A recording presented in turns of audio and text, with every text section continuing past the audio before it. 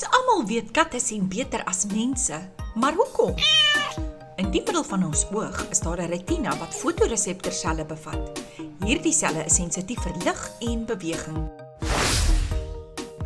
Katte het 6 tot 8 keer meer van hierdie selle as mense. Dit maak dat katte ook beter in die donker kan sien as ons en dat hulle vinnige bewegende voorwerpe makliker kan volg.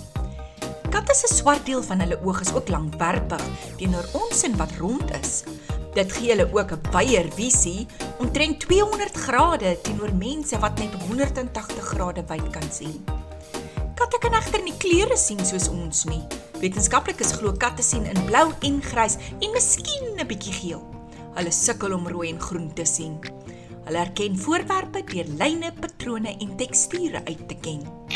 Het jy dit geweet?